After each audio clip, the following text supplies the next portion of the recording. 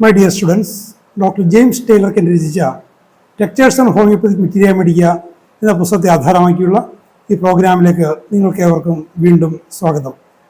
നമ്മൾ ഈ പരമ്പരയുടെ 183ാമത്തെ എപ്പിസോഡിൽ ക്രോട്ടാലസ് എന്ന അധ്യായത്തിൻ്റെ രണ്ടാം ഭാഗമാണ് പരിഗണിക്കുന്നത്. ഈ ഭാഗത്ത് ക്രോട്ടാലസിൻ്റെ പ്രധാനപ്പെട്ട പല മെൻ്റൽ സിംപ്റ്റംസും എൻ്റെ വിശദീകരിക്കുന്നുണ്ട്. കൂടാതെ ലാക്സിസുമായി വളരെ പ്രധാനപ്പെട്ട ചില കമ്പാരിസൺസ്, രണ്ടും സ്നേക്ക് പോയിസൺസ് ആണെന്ന് നമുക്കറിയാം. ഇത് തമ്മിലുള്ള താരതമ്യം പല ലക്ഷണങ്ങളിലും രണ്ടും തമ്മിൽ സാദൃശ്യമുണ്ട്. അപ്പോൾ ഉപയോഗത്തിൽ തെറ്റുപറ്റാതിരിക്കാൻ നിങ്ങളെ സഹായിക്കുന്ന വളരെ പ്രധാനപ്പെട്ട ചില പോയിൻറ്റ്സ്. ലാക്സിസ് നമ്മൾ നേരത്തെ കണ്ടതാണ്. പുസ്തകത്തിലെ അൽഫാബറ്റിക് ഓർഡറിൽ ലാക്സിസ് പിന്നീടാണ് വരുന്നത്, ക്രോട്ടാലസാണ് ആദ്യം വരുന്നത്. അതുകൊണ്ടായിരിക്കാം ലാക്സിസിനെ കുറിച്ച് കെൻഡ് മുന്നോടിയായി പറഞ്ഞ ചില കാര്യങ്ങൾ ഇതിലുണ്ട്. അപ്പോൾ അത് ലാക്സിസിന് ഇല്ലത്. അപ്പോൾ അങ്ങനെ ചില വിലപ്പെട്ട വിവരങ്ങളൊക്കെ ഈ ഭാഗത്തുണ്ട്. നമുക്കിത് വളരെ ശ്രദ്ധാപൂർവ്വം പരിഗണിക്കാം. ലാക്സിസിനെ കുറിച്ച് പറഞ്ഞിരിക്കുന്ന കാര്യങ്ങൾ നമുക്ക് പുസ്തകമുള്ളവർ അതിൽ മാർക്ക് ചെയ്ത് വെക്കുകയും കൂടി ചെയ്യണം. An awful state of nervousness prevails. ഒരു awful state, extreme state, awful, extremely unpleasant ആയിട്ടുള്ള കണ്ടീഷനാണ് ഈ ഓഫുൾ സ്റ്റേറ്റ് എന്ന് പറയുന്നത്. അപ്പോൾ നെർവസ്നെസ്സിൻ്റെ വല്ലാതെ അൺപ്ലസൻ്റ് ആയിട്ടുള്ള ഒരു അവസ്ഥ അത് ക്രോട്ടാലസിലുണ്ട്. Trembling of the limbs, tremulous weakness, ഒരുതരം വിറയൽ ഇതിൽ ഒരു മൊത്തത്തിൽ ഉണ്ട്, പൊതുവേ ഉണ്ട്. ലിംസ് വിറയ്ക്കുന്നു. ട്രെംലസ് വീക്ക്നെസ്, ട്രെംലസ് എന്ന് വെച്ചാൽ നേരിയ വിറയൽ, ശക്തമായ വിറയല്ല, നേരിയ വിറയൽ, ട്രെംലസ് വീക്ക്നെസ്. അപ്പോൾ ഒരു തളർച്ചയോടൊപ്പം ക്ഷീണത്തോടൊപ്പം നേരിയൊരു വിറയലും. On protruding the tongue it comes out quivering. ഈ ക്യൂറിങ്ങും ഈ വിറയലിൻ്റെ ട്രംബ്ലിങ്, ട്രെംലസ് കണ്ടീഷൻ, ഇതൊക്കെ സമാനമായ അർത്ഥമാണ്. നാവ് പുറത്തേക്ക് നിൽക്കുമ്പോൾ അതിലൊരു വിറയലുണ്ട്. നമ്മൾ ലാക്സിസിലത് കണ്ടു, നാവിൻ്റെ ഒരു ചലനം. അവിടെ ചലനങ്ങളാണ്, ഇവിടെ ചലനമല്ല, ഒരു quivering. Tired by the slightest exertion, ചെറിയൊരു അധ്വാനം കൊണ്ട് പോലും ആൾ ക്ഷീണിച്ച് തളർന്നു പോകുന്നു. Sudden prostration of the vital powers. Prostration നമ്മൾ പലയിടത്തും കണ്ടിട്ടുള്ളതാണ്. ആ ഒരു ജീവശക്തിയുള്ള വൈറ്റൽ പവേഴ്സിൻ്റെ, ജീവശക്തിയുടെ പലതരം പ്രകടനങ്ങളിലുള്ള എല്ലാം ഈ ഒരു തളർന്ന് കിടന്നു പോകുന്ന ഒരവസ്ഥ, prostration. A paralytic weakness provides throat. ഒരു തളർവാദത്തിന് സമാനമായ ഒരു ക്ഷീണം മൊത്തത്തിലുണ്ട്, ആകെപ്പാടെ ഉണ്ടത്. Twitching of the muscles, trembling of the limbs, ഇതും സമാന കാര്യമാണ്. ട്വിച്ചിങ്ങും ട്രംബ്ലിങ്ങും. ട്വിച്ചിങ് വെച്ചാൽ നമുക്ക് നിയന്ത്രിക്കാൻ പറ്റാത്ത ചലനങ്ങളാണ്, പേശികളുടെ മറ്റുമൊക്കെ നമുക്ക് നിയന്ത്രിക്കാൻ പറ്റില്ല. അസമയത്ത് വരുന്ന, നമ്മൾ സമയ സന്ദർഭമൊന്നും ഇല്ലാതെ നമുക്ക് നിയന്ത്രിക്കാതെ വരുന്ന ചില ചലനങ്ങൾ, ട്വിച്ചിങ്, ട്രംബ്ലിങ് ലിംസിൽ. Sliding down the bed occurs in the typhoid conditions where this remedy has proved of benefit. The forms of yellow fever with great prostration. അപ്പോൾ ഈ ഔഷധം ഉപകരിക്കുന്നു തോന്നുന്ന ടൈഫോയിഡിൻ്റെ കണ്ടീഷൻസിൽ, യെല്ലോ ഫീവറിൻ്റെ കണ്ടീഷനിലൊക്കെ sliding down in bed. This species of yellow fever has been cured by this remedy. ഇത്തരം ഈ ഒരു വിഭാഗത്തിൽപ്പെട്ട മഞ്ഞപ്പനിയെ ഈ ഒരു ഔഷധം കൊണ്ട് സുഖപ്പെടുത്തിയിട്ടുണ്ട്. കൺവൾഷൻസ് ആൻഡ് പാരലിസിസ്, വലിച്ചുപോച്ചലുകൾ, തളർച്ച, തളർവാദം ഒക്കെ ഇതിൽ വരുന്നുണ്ട്. It has twitching of muscles, something like chorea, trembling, localise spasms, hysterical manifestations. നമ്മളിത് കണ്ടിട്ടുള്ള കൊറിയ നമ്മൾ കണ്ടിട്ടുള്ളതാണ്. ട്രംബ്ലിങ്, വിറയൽ, ലോക്കലൈസ്ഡ്, ചില ഭാഗങ്ങളിൽ മാത്രമുള്ള ഈ മസിൽസിൻ്റെ വലിച്ചു കോച്ചൽ, ഹിസ്റ്റീരിക്കൽ മാനിഫെസ്റ്റേഷൻസ്, ഭ്രാന്തമായ ചില അവസ്ഥകൾ. അപ്പോൾ ഈ അനിയന്ത്രിത ചലനങ്ങളുടെ പലവിധ വകഭേദങ്ങൾ ഈ ക്രോട്ടാലസിലുണ്ട്. The mental symptoms are well worth examining. The low form of delirium, muttering, talking to himself is a peculiar form of loquacity. ഈ ലോക്കാസിറ്റി നമ്മൾ നേരത്തെ ലാക്സിസിലും കണ്ടു. ഒരു സവിശേഷ തരം അമിത ഭാഷണം. ഇവിടെ എന്തൊക്കെയാണ്? Delirium, low form of delirium, ഡെലിറിയത്തിൻ്റെ വളരെ മോശമായൊരവസ്ഥ. അതിലിങ്ങനെ മട്ടറിങ്, ഒരു മന്ത്രിക്കൽ, ഒരു നിയന്ത്രണാതീതമായിട്ട് ഒരു മന്ത്രിച്ചു കൊണ്ടിരിക്കൽ, തന്നോട് തന്നെ സംസാരിക്കൽ, അതിഭാഷത്തിന്റെ ഒരു പെക്യുലിയർ ഫോം, ഒരു സവിശേഷമായ തരം, ഇതിനെക്കുറിച്ച് കെന്റ് വീണ്ടും വിശദീകരിക്കുന്നുണ്ട്. It differs somewhat from Lachesis. Both have loquacity. ലാക്കിസിലും ക്രോട്ടാലിസിലും അമിത ഭാഷണമുണ്ട്. ഇത് തമ്മിലുള്ള ഒരു വിശദമായ ഒരു താരതമ്യം കെന്റ് പറയുന്നുണ്ട്. അതാണ് ശ്രദ്ധിക്കേണ്ടത്. തെറ്റുകൂടാതെ ഇത് നിങ്ങൾക്ക് പ്രിസ്ക്രൈബ് ചെയ്യാൻ നിങ്ങളെ സഹായിക്കും. The lachesis loquacity is so rapid that if anyone in the room commences to tell something, the patient will take it up and finish the story, although he has never heard of anything about it. So active is his mind. അപ്പോൾ ലാക്കസിൻ്റെ ലോക്കാസിറ്റിയെ കുറിച്ച് വളരെ അങ്ങേയറ്റമാണത്. എങ്ങനെയാ പേഷ്യൻറ്റിൻ്റെ മുറിയിലുള്ള ആള് എന്തെങ്കിലും ഒരു കാര്യം പറയാൻ തുടങ്ങിക്കഴിഞ്ഞാൽ ഈ രോഗി അത് ഏറ്റുപിടിച്ച് ആ വിഷയത്തിന് എന്തെങ്കിലും അറിവുണ്ടെങ്കിൽ കൊള്ളാം. ഏറ്റുപിടിക്കുന്നതിൽ എന്തെങ്കിലും അർത്ഥമുണ്ട്. ഇത് അതിനെക്കുറിച്ച് അർത്ഥം ഒരറിവുമില്ല. ഒന്നുമില്ലാതെ തൻ്റെ അടുത്ത് നിൽക്കുന്ന, തന്നെ കാണാൻ വന്ന, അതിൻ്റെ അടുത്ത് നിൽക്കുന്ന ഒരാൾ ഇവിടെ ഒരു സംസാരത്തെ ഏറ്റുപിടിച്ചിട്ട് അത് അയാളുടേതായ തരത്തിൽ അതുകൊണ്ട് അവസാനിപ്പിക്കും. Although he has never heard anything about it. അതിനെക്കുറിച്ച് അയാൾ ഒന്നും തന്നെ കേട്ടിട്ടില്ലെങ്കിൽ പോലും ആ പറയുന്നത് എന്താണെന്ന് പറയുന്നത്. നമുക്ക് പിന്നെ ലാക്കസിന്റെ കാര്യത്തിൽ ഞാൻ നേരത്തെ പറഞ്ഞാണ്, ഒരു ഉദാഹരണ സഹിതം ഞാനത് പറഞ്ഞാണത്. അപ്പോൾ അയാളുടെ മനസ്സ് അത്രയ്ക്ക് ആക്റ്റീവാണ്. So active is his mind. No one is permit to finish a story in the presence of a Lachesis patient. Lachesis രോഗിയുടെ സാന്നിധ്യത്തിൽ വേറൊരാൾക്കും ഒരു കാര്യം പറഞ്ഞ് അവസാനിപ്പിക്കാൻ പറ്റില്ല. അതിൽ ഏറ്റുപിടിക്കും. അയാളുടെ രീതിയിൽ വിഡ്ഢിത്തരങ്ങളും മണ്ടത്തരങ്ങളും പറഞ്ഞാണെങ്കിലും അതിനെ അവസാനിപ്പിക്കും. No one will commence to tell something. ഇതറിഞ്ഞു കഴിഞ്ഞാൽ വേറെ ആരും ഒന്നും പറയില്ല. എന്തെങ്കിലും പറഞ്ഞു തുടങ്ങുന്ന ആൾക്കാർ പേടിക്കും. He will say, oh yes I understand.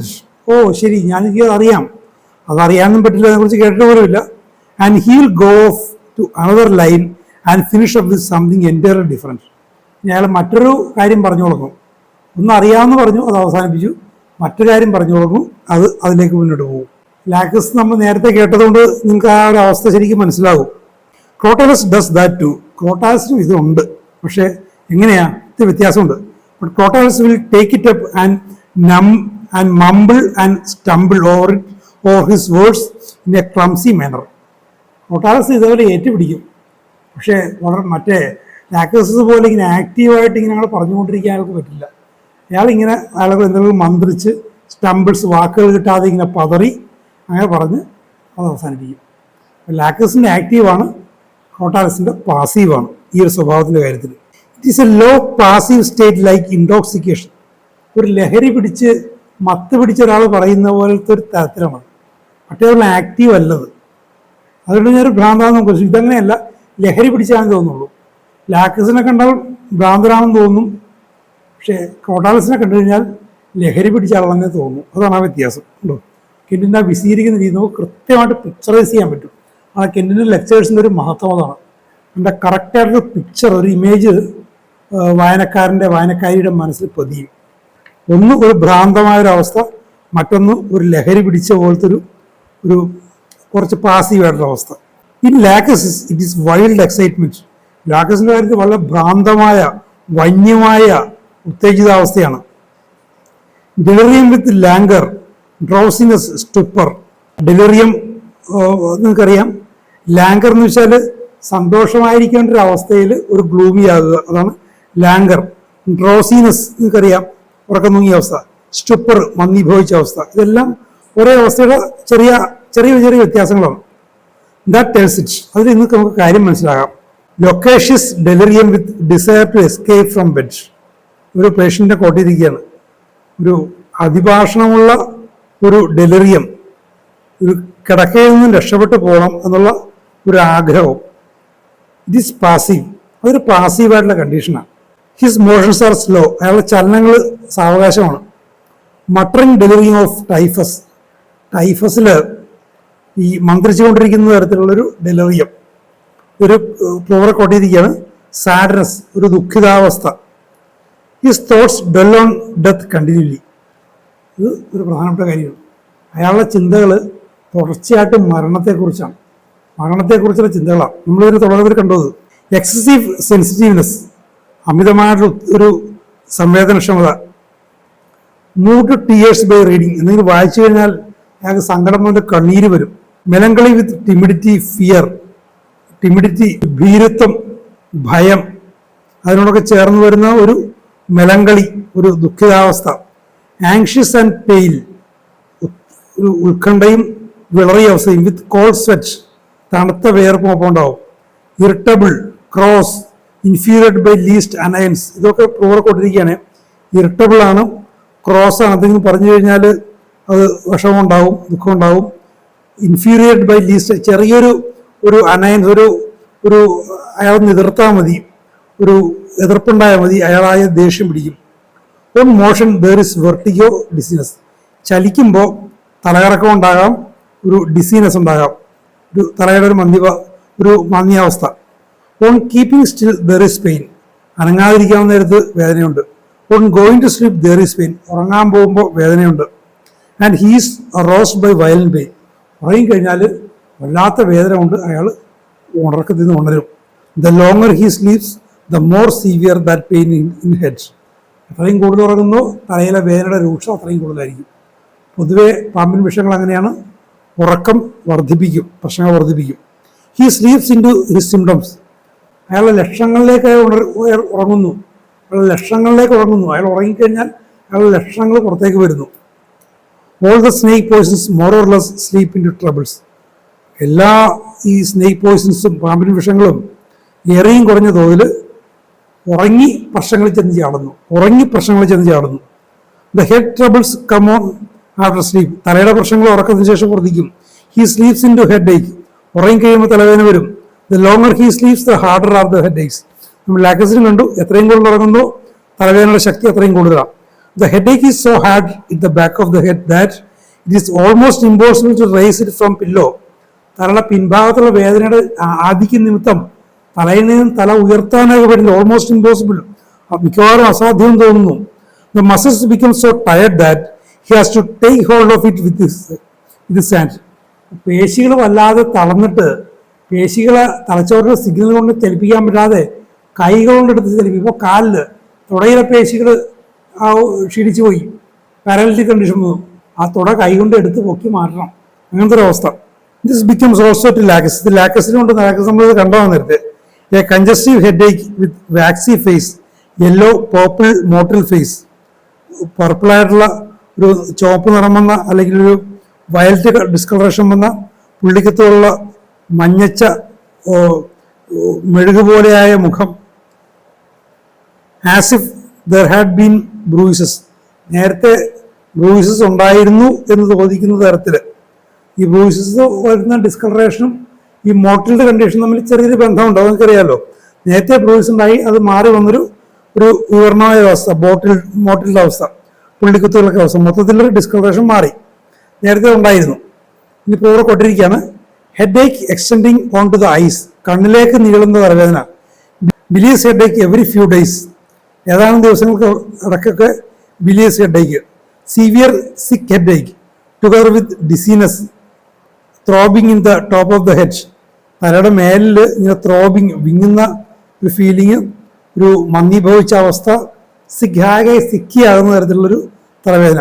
ഇതൊക്കെ ഇതിൻ്റെ വിശദാംശങ്ങളൊന്നും കാര്യമൊന്നുമില്ല, തലവേദന എല്ലാ തരത്തിലുമുണ്ട്. ഇതിൻ്റെ കൂടുതൽ ഡീറ്റെയിൽഡ് പർട്ടിക്കുലേഴ്സൊന്നും വലിയ കാര്യമില്ല, കാരണം ഒരു 1,900 ഔഷധങ്ങളിൽ ഇത്തരം ലക്ഷണം ഉണ്ടാകാം.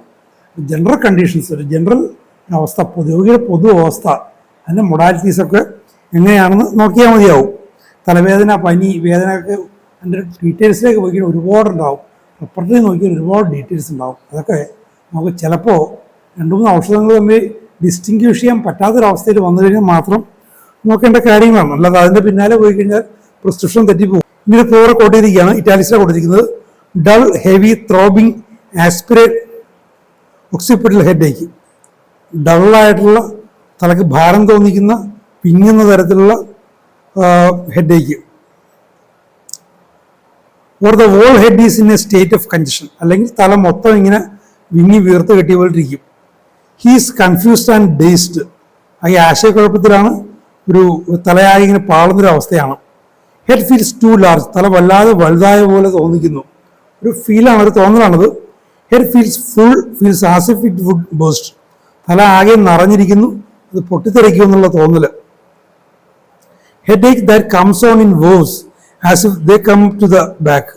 ഒരു തരംഗങ്ങൾ പോലെ, അലകൾ പോലെ തലവേദന വരുന്നു, അത് തലയുടെ പിൻഭാഗത്തേക്ക് ഇങ്ങനെ നീളുന്നു. The surging of blood upwards, തലയുടെ മേലിലേക്ക് ഇങ്ങനെ രക്തം ഇങ്ങനെ ഇരച്ചു കയറുന്നു. And orgasm describe as if the blood rush upwards, തലയിലേക്ക് ഇങ്ങനെ രക്തം ഇങ്ങനെ ചോര ഇങ്ങനെ ഇരച്ചു കയറിയ പോലത്തെ ഒരു feel. Headaches surging in waves and excited by motion or jar. അപ്പോൾ ചെറിയ ചലനങ്ങൾ കൊണ്ടോ ചെറിയ അനക്കങ്ങൾ കൊണ്ടോ ഈ തലയിലേക്കുള്ള ഇരച്ച കയറ്റത്തിന് ഒരു ഉത്തേജനം കിട്ടും. അതുകൊണ്ട് ചെറിയ അനക്കം കൊണ്ട് ഈ തലയിലേക്കുള്ള ഇരച്ച കയറ്റം ആരംഭിക്കാം. By racing up in head, തല കിടക്കിൽ കിടന്ന് തല ഉയർത്തുമ്പോൾ സംഭവിക്കാം. ബൈ ലൈങ് ഡൗൺ, കിടക്കുമ്പോൾ സംഭവിക്കാം. ചുരുക്കി പറഞ്ഞാൽ change of position will cause this surging. ഒരു സ്ഥാനചലനം, ഒരു സ്ഥാനാന്തരണം കൊണ്ട് ഈ പറയുന്ന തലയിലേക്ക് ചോരയുടെ ഇരച്ചു കയറൽ ആരംഭിക്കാം. ഈ ലാക്കസ് ഇറ്റ് ഈസ് ഡിസ്ക്രൈബ്ഡ്. ലാക്കസിൽ ഇത് കണ്ടിട്ട് നമ്മൾ നേരത്തെ വായിച്ചതാണ്. And I have seen it verified. അത് വെരിഫൈ ചെയ്തായിട്ട് അതിൻ്റെ അനുഭവത്തിലൂടെ കെൻറ്റ് അത് വെരിഫൈ ചെയ്തിട്ടുണ്ടെന്ന് അദ്ദേഹം സാക്ഷ്യപ്പെടുത്തുകയാണ്. As beginning away down in the spine and surging upward coincident with the pulse. അപ്പോൾ ഈ സ്പൈനിലൂടെ, നട്ടലിലൂടെ അതിങ്ങനെ താഴേക്ക് അതിൻ്റെ തുടക്കം, അത് മേലേക്ക് ഇങ്ങനെ സർജ് ചെയ്യുന്നു, ഇരച്ചു കയറുന്നു.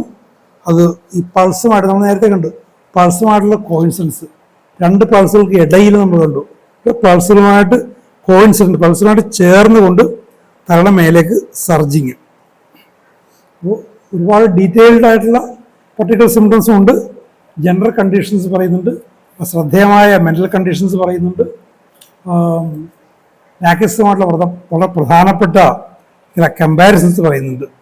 പിന്നെ ടിച്ചിങ്ങിൻ്റെ കാര്യം, ചലനത്തിൻ്റെ കാര്യം, ട്രംബ്ലിങ്ങിൻ്റെ കാര്യം ഒക്കെ നമുക്കൊരു ക്രൗഡാലസ് പേഷ്യൻറ്റിനെ തിരിച്ചറിയാനുള്ള സാഹചര്യങ്ങളാണ്. നമുക്ക് ഇനിയും കൂടുതൽ വിവരങ്ങൾ ഇതിനെക്കുറിച്ച് പറയുന്നുണ്ട്. നമുക്ക് അടുത്ത എപ്പിസോഡുകൾ അതിനെക്കുറിച്ച് ശ്രമിക്കാം. Thank you very much for watching.